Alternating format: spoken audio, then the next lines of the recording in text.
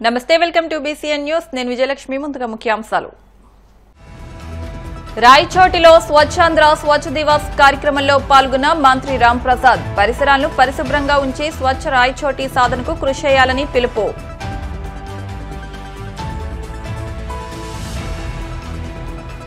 Steel plant కార్మికులకు అండగా జగన్మోహన్ రెడ్డి నిలబడ్డారు వైసీపీ వల్లే స్టీల్ ప్లాంట్ ప్రైవేటీకరణ ఆగిందన్న మాజీ మంత్రి అమర్నాథ్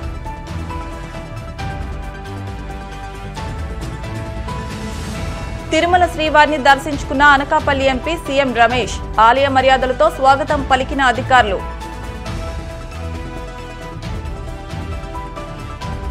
ఇందూరులో పసుపు బోర్డు ఏర్పాటును స్వాగతిస్తున్నామన్న బీఆర్ఎస్ ఎమ్మెల్సీ కవిత రాజకీయ కోణంలోనే బీజేపీ ప్రకటన చేసిందని విమర్శ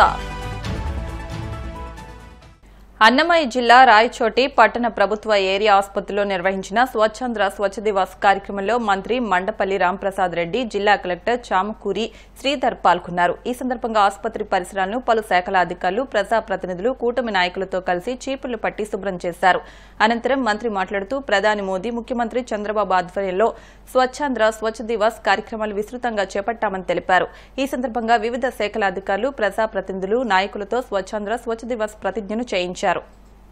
చాలా సంతోషంగా ఉంది గౌరవనీయ ప్రధానమంత్రి నరేంద్ర మోడీ గారు అలాగే ప్రియతమ ముఖ్యమంత్రి చంద్రబాబు నాయుడు గారి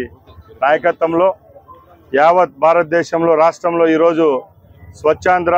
స్వర్ణాంధ్ర కార్యక్రమాన్ని చేపట్టడం జరుగుతూ ఉంది ఈ కార్యక్రమంలో భాగంగా రాష్ట్రంలో ఉన్న అన్ని గవర్నమెంట్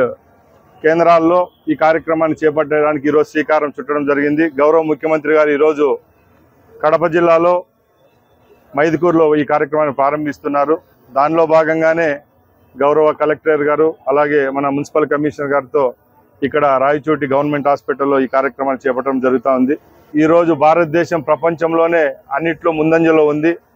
ముఖ్యంగా మనకు జనాభాకు అనుగుణంగా మన భారతదేశంలో ప్రతి ఒక్కరు ఏది కోరుకుంటారంటే స్వచ్ఛత కావాలనుకుంటున్నారు ముఖ్యంగా నరేంద్ర మోడీ గారు ప్రధానమంత్రి అయితానంటే ఈ కార్యక్రమాన్ని ఉధృతంగా చేపట్టడం జరిగింది దానిలో భాగంగానే ఈరోజు ఒక మిషన్ లాగా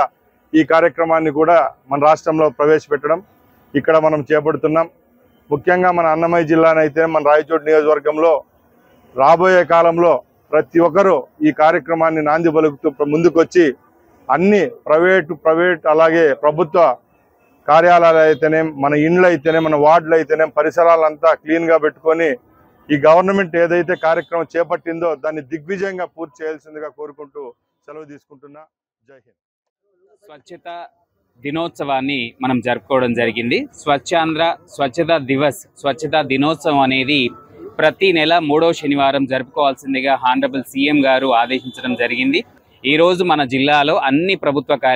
కార్యాలయాల్లో మరియు అన్ని పాఠశాలలు ప్రస్తుతం పాఠశాలలు మూసివేసి ఉన్నాయి అయినప్పటికీ కూడా తెరిచి మరియు సోమవారం తెరిచినప్పటికీ కూడా ఆ రోజు కళాశాలల్లో పబ్లిక్ ప్లేసెస్లో బస్ స్టాండ్స్లో హాస్పిటల్స్లో అలాగే అన్ని పంచాయతీల్లో అన్ని మున్సిపాలిటీల్లో కూడా గార్బేజ్ వల్నరబుల్ పాయింట్స్ ఎక్కడైతే గార్బేజ్ని అధికంగా వేస్తారో ఆ ప్రాంతాలు లిటరింగ్ చేసినటువంటి ప్రాంతాలు అలాగే కాలువల శుభ్రము మురికి కాలువల శుభ్రం చేయడము ఇవన్నీ చేస్తూనే ఈరోజు ప్రజాప్రతినిధులు అందరూ కూడా మన జిల్లాలో మన మంత్రివర్యులు స్టార్ట్ చేశారు ఒకటి ప్రజల్లో పరిశుభ్రత యొక్క ప్రాముఖ్యతను పెంచడం పరిశుభ్రత పెరిగినట్టయితే మనకు ఆరోగ్యం పెరుగుతుంది అభివృద్ధి జరుగుతుంది టూరిజం పెరుగుతుంది అన్ని రకాల అభివృద్ధి జరగడానికి కూడా ఆస్కారం ఉంటుంది కాబట్టి కేంద్ర రాష్ట్ర ప్రభుత్వాలు కూడా ముఖ్యంగా పరిశుభ్రతకు అత్యధిక ప్రాముఖ్యతనిస్తున్నారు దాంట్లో భాగంగానే మన రాష్ట్ర ప్రభుత్వం ప్రతి నెల 3వ శనివారం కూడా అందరూ అధికారులు అన్ని కార్యాలయాలు అన్ని పబ్లిక్ ప్లేసెస్ అన్ని రోడ్లు మరియు పంచాయతీలు మున్సిపాలిటీలు ప్రజాప్రతినిధులు ప్రత్యక్షంగా పాల్గొంటూ మరి ఈ కార్యక్రమాన్ని చేస్తున్నారు ఈ నెల జనవరి నెల న్యూ ఇయర్ క్లీన్ స్టార్ట్ అని థీమ్తో స్టార్ట్ చేయడం జరిగింది కొత్త సంవత్సరం మరియు పరిశుభ్రమైన ప్రారంభోత్సవం లాగా ఇది ఈ నెల థీమ్తో స్టార్ట్ చేసి అన్ని ప్రాంతాల్లో కూడా పరిశుభ్ర కార్యక్రమాలు చేపట్టడం జరుగుతుంది విశాఖ స్టీల్ ప్లాంట్ ప్రైవేటీకరణకు వైఎస్ జగన్ వ్యతిరేకమే అని చెప్పుకొచ్చారు మాజీ మంత్రి గుడివాడ అమర్నాథ్ వైసీపీ వల్లే స్టీల్ ప్లాంట్ ప్రైవేటీకరణ ఆగిందని స్టీల్ ప్లాంట్ కార్మికులకు అండగా వైసీపీ నిలబడిందని తెలిపారు విశాఖలో ఆయన మీడియాతో మాట్లాడుతూ వెంటిలేటర్ మీద ఉన్న స్టీల్ ప్లాంట్ కు ప్యాకేజీ కేవలం ఆక్సిజన్లా పనిచేస్తుందన్నారు 11,400 కోట్ల ప్యాకేజీలో ప్యాకేజీలో గతంలో ఇచ్చిన 1500 కోట్లు మినహాయించి మిగిలిన 9800 కోట్లు ఇస్తున్నారని తమకు సమాచారం ఉందన్నారు. ప్రధాని మోదీ విశాఖ సభలో ఎందుకు ప్యాకేజీ ప్రకటించలేదని, మీ ప్యాకేజీ వెనుక మతలబ్ ఏంటని ప్రశ్నించారు. 11,440 కోట్లు అనేటువంటిది కేవలం ఆక్సిజన్ గా పనిచేస్తుంది అనేటువంటిది ప్రజలు, కార్మికులు, వైఎస్ఆర్ కాంగ్రెస్ పార్టీ తాలూకా ఉద్దేశంగా ఈ ద్వారా అందరికీ తెలియజేస్తా ఉన్నా. అయితే దీనికి సంబంధించి ఎప్పుడైతే జనవరి 21, 2021 సంవత్సరంలో ఇప్పుడున్నటువంటి భారతీయ జనతా పార్టీ ఎన్డీఏ ప్రభుత్వం స్టీల్ ప్లాంట్ ని 100% డిజిన్వెస్ట్మెంట్ వైపు ప్రైవేటైజ్ చేయాలనేటువంటి నిర్ణయాన్ని తీసుకున్నాం. ఆ రకంగా ప్లాంట్ ని ప్రైవేటైజ్ చేయాలని చెప్పి ప్రభుత్వం నిర్ణయం తీసుకుందని చెప్పి ప్రకటన చేసిన తర్వాత అనేక సందర్భాల్లో వైఎస్ఆర్ కాంగ్రెస్ పార్టీ ప్రభుత్వంలో ఉండి జగన్మోహన్ రెడ్డి గారు ముఖ్యమంత్రిగా తీవ్రంగా వ్యతిరేకిస్తూ ఎట్టి పరిస్థితుల్లో ఈ ప్రాంతం ఆంధ్ర రాష్ట్ర ప్రజల తాలూకా సెంటిమెంట్ అయినటువంటి విశాఖపట్నం స్టీల్ ప్లాంట్ని ప్రైవేటైజ్ చేయడానికి వీల్లేదు అని చెప్పి దాన్ని వ్యతిరేకించినటువంటి సందర్భాలను కూడా ఈ సందర్భంగా గుర్తు చేస్తూ ఉన్నాం. అంటే వారు అధికారంలోకి వచ్చి, కూటమి ప్రభుత్వం అధికారంలోకి వచ్చి 7 మాసాలే అవుతా ఉంది. కానీ జరుగుతున్నటువంటి పోరాటం 4 సంవత్సరాలుగా జరుగుతూ ఉంది. అంటే 3.5 సంవత్సరాలు వైఎస్ఆర్ కాంగ్రెస్ పార్టీ అధికారంలో ఉండగా ఈ పోరాటాన్ని ముందు తీసుకెళ్ళింది. పోరాటం చేస్తున్నటువంటి కార్మిక సంఘాలకి అండగా నిలబడింది. అన్ని రకాలుగా కూడా ప్లాంట్లో పనిచేస్తున్నటువంటి కార్మికులకి, ప్లాంట్ని కాపాడేటువంటి బాధ్యత ఆ రోజు ప్రభుత్వంలో ఉన్నటువంటి జగన్మోహన్ రెడ్డి గారు ముఖ్యమంత్రిగా తీసుకున్నటువంటి సందర్భాన్ని కూడా ఈ సందర్భంగా మీ ద్వారా ప్రజలకు తెలియజేస్తూ ఉన్నాం. ఇది మేం చెప్పినటువంటి మాట కాదు. కేంద్ర మంత్రి కుమారస్వామి గారు వారు ఇచ్చినటువంటి ప్రెస్ బ్రీఫింగ్లో 2018, 19, 2021, 22, 2021 2 సంవత్సరాలు కూడా స్టీల్ ప్లాంట్ లాభాల్లోకి వచ్చింది. 930 కోట్ల రూపాయలు 2020, 2021 సంవత్సరంలో లాభాలు ఆర్జించింది విశాఖపట్నం స్టీల్ ప్లాంట్. 2021 జనవరి 21వ తారీఖున దీన్ని ప్రైవేటైజ్ చేయాలని చెప్పి ఆ రోజు ప్రభుత్వం నిర్ణయం తీసుకుంది. తీసుకున్నటువంటి నిర్ణయాన్ని, స్టీల్ ప్లాంట్కి సంబంధించినటువంటి డిజిన్వెస్ట్మెంట్ కోసం తీసుకున్నటువంటి నిర్ణయాన్ని అప్పుడున్నటువంటి ప్రభుత్వం తీవ్రంగా వ్యతిరేకించింది. వ్యతిరేకించి అదే సంవత్సరం మార్చిలో జరిగినటువంటి శాసనసభ సమావేశాల్లో ఎట్టి పరిస్థితుల్లో విశాఖపట్నం స్టీల్ ప్లాంట్ ప్రైవేటైజ్ చేయడానికి వీల్లేదు అని చెప్పి శాసనసభ కూడా ఒక తీర్మానం చేసి పంపించింది అనేటువంటి విషయాన్ని కూడా నిన్న వారు మాట్లాడినప్పుడు చెప్పడం జరిగింది. మీరు అందరూ కూడా చూస్తున్నారు. ఆ రోజు జరిగినటువంటి శాసనసభలో జరిగినటువంటి చర్చలో కూడా అప్పుడున్నటువంటి మా పరిశ్రమల శాఖ మంత్రి గౌతమ్ రెడ్డి గారు ఆ తీర్మానాన్ని ప్రవేశపెడితే ఆ తీర్మానాన్ని బలపరుస్తూ మాట్లాడినటువంటి అవకాశం కూడా ఆ రోజు శాసనసభలో నేనే దాన్ని బలపరుస్తూ మాట్లాడడం, దాని తర్వాత శాసనసభ దాన్ని ఆమోదించినటువంటి ఆ తీర్మానాన్ని కేంద్ర ప్రభుత్వానికి పంపించి ఇది రాష్ట్ర ప్రజల తాలూకా ఉద్దేశం, రాష్ట్ర శాసనసభ, రాష్ట్ర ప్రజలు 5 కోట్ల మంది ప్రజల తాలూకా ఉద్దేశం ప్రైవేటైజ్ చేయడానికి వీల్లేదు అని చెప్పి ఏదైతే చెప్పిందో, చెప్పినటువంటి దాని ప్రకారం ఆ రోజు నుంచి ఆ పూర్తి స్థాయి ఒత్తిడి మాకు ఆ రోజు ప్రభుత్వం నుంచి ఉంది అనేటువంటి విషయాన్ని కూడా నిన్న కుమారస్వామి గారు వారి మాటల్లో చెప్పినటువంటి విషయాన్ని మరొకసారి గుర్తు చేస్తూ ఉన్నాం. ఒక పక్క 11,440 కోట్ల రూపాయలు ప్యాకేజ్ ఇస్తున్నామని చెప్తా ఉన్నారు. గతంలో ఒక 500 కోట్ల రూపాయలు, ఒక 4-5 నెలల క్రితం 500 కోట్ల రూపాయలు ప్యాకేజ్ ఇస్తే అది కొంత జీఎస్టీకి వెళ్ళిపోయింది. ప్లాంట్లో ఉన్నటువంటి కార్మికుల తాలూకా పిఎఫ్ డబ్బు కానీ, లేదా థ్రిఫ్ట్ సొసైటీకి సంబంధించినటువంటి డబ్బు కానీ, ఇదొక 1,100 కోట్ల రూపాయలు ఉంటే దీన్ని బ్యాంకులకు చెల్లించేటువంటి కార్యక్రమం చేశారు. నాకున్నటువంటి సమాచారం మేరకు ఈ 1,100 కార్మికులకు సంబంధించినటువంటి డబ్బు కానీ, లేదా గతంలో ఒక 500 కోట్ల రూపాయలు ఇచ్చినటువంటి 1,600 కోట్ల రూపాయలు కూడా ఈ ప్రకటించినటువంటి 11,440 కోట్ల రూపాయల్లో మినహాయించుకొని 9,800 కోట్ల రూపాయలు ప్యాకేజ్ ఇవ్వబోతా ఉన్నారన్నటువంటిది మాకున్నటువంటి సమాచారం. మరి గతంలో ఇంత 1,600 కోట్ల రూపాయలు వచ్చినటువంటి డబ్బు ఇచ్చినప్పుడే గత 7 మాసాలుగా కూటమి ప్రభుత్వం అధికారంలోకి వచ్చిన తర్వాత ఈ ప్లాంట్కి జరిగినటువంటి ప్లాంట్ గురించి కానీ, ప్లాంట్ ప్రైవేటైజేషన్ విషయంలో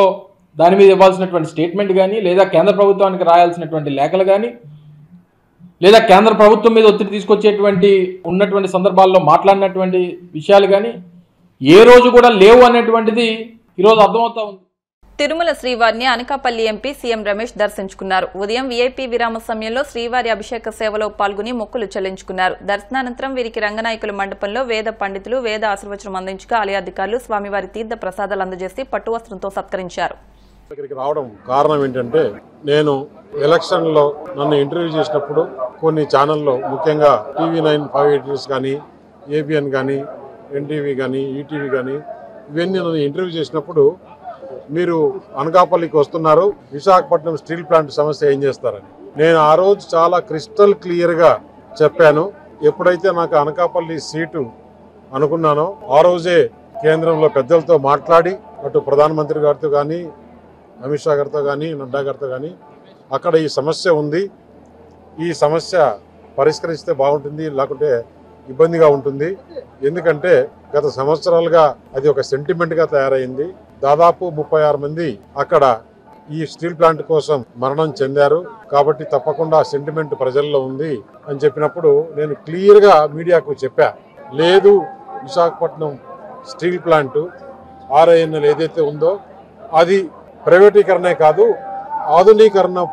దాంట్లో కూడా పోతాము అని చెప్పాను. అది ఏదైతే క్యాబినెట్లో క్లియర్ అయిపోయి నిన్న అనౌన్స్ చేశారో నా ముక్కు ఉండింది వెంకటేశ్వర స్వామికి. ఏదైతే విశాఖపట్నం స్టీల్ ప్లాంట్ ఆధునీకరించబడుతుందో, ప్రైవేటీకరణ ఆపి ఆ ముక్కు తీర్చుకోవడానికి ఆ వెంకటేశ్వర స్వామిని దర్శించుకొని ఆయన ఆశీర్వాదం తీసుకొని, ఆయన ఆశీర్వాదంతో ఆ ప్లాంట్ మళ్ళీ లాభాల బాటలు పడి మంచి ఉపాధి అవకాశం కల్పించే విధంగా భారతదేశంలో నెంబర్ 1 ప్లాంట్గా వచ్చే విధంగా జరగాలి. అలాగే ఆ ప్లాంట్లో కూడా ఎలాంటి అవకతవకలు జరగకుండా మంచిగా జరిగి లాభాలు రావాలని ఉద్దేశంతో ఆ ప్లాంట్ గనులు కూడా రావాలని ఆ దేవుణ్ణి మరొకసారి వేడుకోవడం జరిగింది. తిరుపతి జిల్లా గూడూరు పట్టణంలోని సొసైటీ ప్రాంతంలో కొలువైయున్న గ్రామదేవత నారాయణమ్మ పేరంటాళ్లు దేవస్థానంలో అమ్మవారి ఆత్మార్పణ దినోత్సవం సందర్భంగా ప్రత్యేక పూజలు నిర్వహించారు. పలు రకాల పుష్పాలు, పండ్లతో శాకాంబరి అలంకారంలో అమ్మవారిని విశేషంగా అలంకరించి మంగళ వాయిద్యాల నడుమ పట్టణ పురవీధుల్లో గ్రామోత్సవం నిర్వహించారు. భక్తులు అధిక సంఖ్యలో గ్రామోత్సవంలో పాల్గొని అమ్మవారిని దర్శించి మొక్కులు చెల్లించుకున్నారు.